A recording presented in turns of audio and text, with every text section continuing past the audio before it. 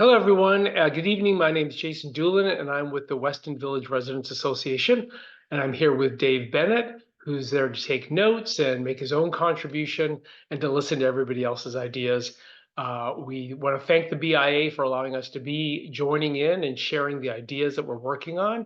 And we're eager to collaborate with others to make Weston a safer community. So I will jump right in with some slides. When we started this project about community programs and events that might help with safety, we first started to think about some of the philosophies that should guide us. And the first one we came up with is this: that community is kryptonite to criminals. Nothing makes it more uncomfortable for criminals than when people know each other, care for each other, look out for each other. So if we want to chase away the criminals, frankly, we have to build more community. And that is a driver of a lot of the ideas that you're going to be seeing in a moment. The next philosophy or next approach we took was to take the safety issue itself and break it into its component parts. And we see it this way. First of all, there's actual safety. Now, this is borne out by the crime stats in the neighborhood and is really the domain of the police or those with a badge to address. It's not something we can affect directly. But while there are just a few poor innocent victims in our community, a small number of people who are actually victims of crime, we are all impacted by the perception of crime and how we perceive our community. This is an area that is well studied and researched, and there are specific variables that we can act on directly as residents or members of the BIA that improve the perception of safety. And when we do that, it can result in more social, community-oriented behavior, which then actually chases away the criminal element. So this is the relationship that we see today. Currently, actual safety is relatively low compared to other neighborhoods. The perception of safety is low. We feel the risk when we walk the streets. And as a result, you can see it in the behavior on the streets. As people walk around, they don't look at each other in the eye. They're not getting to know each other by name. They're getting in and out. They're staying off the streets at night. Many women have expressed to me how their threshold for safety is much higher than for the men. But I think generally speaking, we all feel at risk in our community. That's the situation today, and it's a negative vortex. It keeps working on itself. I think there's a virtuous cycle that we can create. And it actually starts with our police officers doing the great work that they do. And I just ask them to keep it up. It's really incumbent on us as residents and shop owners to focus on the variables and increase the perception of safety. That will lead to more pro-social behavior, and that will reduce real crime and have all this working together. So what are the variables that we should be acting on ourselves? It's well documented in peer-reviewed research. There's a ton of variables that directly affect the perception of safety.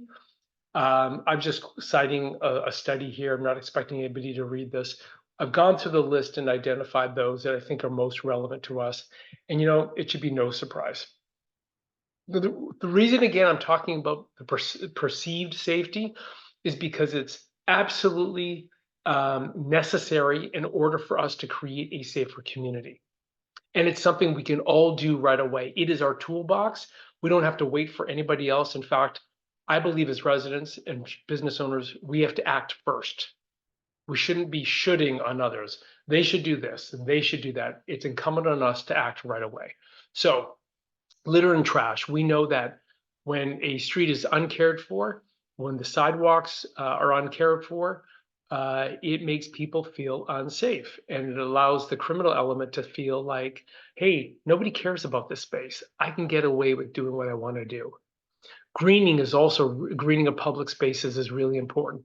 It helps keep people calm and feeling better, clearly, but planting of planters and taking care of gardens, whether on a residential street or in the business community, is important to, again, show people that this place is cared for and matters. Visibility. First is lighting, critically important. But as we know, calling Toronto Hydro can take care of a dark lighting issue like that within 36 hours, and Dave's going to talk to that. But it's visibility is also about sight lines into shops or onto the street. Most people do not feel comfortable walking into a shop if they don't know what's on the other side of that door. And I'm sure the police don't want to enter a shop if they, even though they know there's an issue, don't want to walk into a shop if they can't see what's on the other side of that door. So sight lines are critically important. We don't want people walking up and down the street feeling anonymous, that nobody's got their eyes watching out should something happen to them. And this is as relevant for a residential street. We can have porch light campaigns on residential streets, and we encourage people to keep eyes on the street. Graffiti obviously speaks for itself, maintenance, repairs to sidewalks, and community events that are frequent and engaging. And I want to share a perspective I have about my small residential street. It's a very safe street. It's 100 meters away from Weston Road itself. We have about 20 adults who live on that street. And as far as I'm concerned, we have 20 trash collectors, 20 people taking care of gardens and their plantings. We have 20 sets of eyes that create visibility. We have 10 homes that have their porch lights on. People would be on graffiti in a second if it ever happened. We have 2311 dispatchers because we all keep an eye if there's potholes or things that need to be fixed. And we organize community events so we all feel welcome and all continually get to know each other. And so whether it's a street or a high-rise tower or the business community, anybody who lives there, these are things that they can take action on and help keep the neighborhoods feeling safe. So these are some of the projects I wanted to share. First one is a Crime Stoppers program. I would love to invite Crime Stoppers to this community and have at the same time owners of some of our shops and businesses, residents from the streets, and some of the tenant associations. The Crime Stoppers group would talk for 40 minutes about the program, and then we would break off these 3 small groups for 20 minutes, and they can brainstorm about how to bring Crime Stoppers and make it alive within their community. For example, neighborhood streets, porch light campaign, we could have little street signs in our on our lawns that tell people that this is a Crime Stoppers community, and we can aim to make this the safest summer that Weston has ever seen. And I would invite tenant associations to consider this: launching a Crime Stoppers program in the entire building, and then having a sign like this posted in prominent places in the lobby, something like this. And I'm just using 1901 as an example, but it could be a sign that says, "Welcome to 1901 Weston Road, home to 450 Crime Stoppers." I've got to think that people who are up to no good are going to think twice before walking into that building and thinking they can get away with stuff. So this is something I would love to organize. If I know there are towers that are interested, neighbors that are interested, but we would really love to have a group of businesses be involved as well. Maybe it's one block, hopefully it's all 200 members, but this is an area that we would love to collaborate. The next idea is 1901 Weston Road specifically. We know this is a high needs building. It has lots of challenges. So we thought, let's smother it in community, because again, community is the kryptonite to the criminal element. So we focused on helping them with building a community garden. And as we do that, there's research that shows when you build a community garden and people get to harvest and share food, it creates cohesion and can help deter crime. We think there's a chance for other groups to help support us. We would love to do a barbecue on one of the large terraces, specifically for the residents to show them that they're a community that cares. And we would love to have, and maybe this is something the BIA could support, a table set up in the lobby once a month that finds a reason to celebrate that community. Maybe they give away Canadian flags to celebrate Canada Day and little pieces of cake. At Halloween, they could give away little treats. It's for one day, once a month in the lobby where you put eyes and faces on each other. You get people saying hello and talking, and they realize that they are a community that knows each other and that there's no place for anonymity here, and that you matter uh, to the larger community as well. It's all about breaking down barriers by just smothering them in community. The next idea has to do with planter boxes. I take my hat off to the BIA. I know they're doing great things to keep them planted on Weston and Lawrence and South Station. There's projects underway. As a residents association, we have worked with the councillor to focus on Little Avenue to get those stone walls fixed and get that area planted. And also the Metrolinx Go Up station.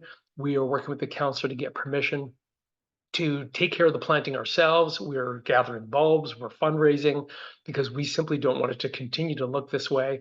We want to show people each and every day that we care and the place matters. And this kind of urban maintenance is what deters crime. You can also do decals on sidewalks. There's lots of ways to beautify a place and tell people that this place matters and is cared for. Next, I'll turn over to Dave Bennett, who's talking about his amazing progress he's made on sidewalk lighting.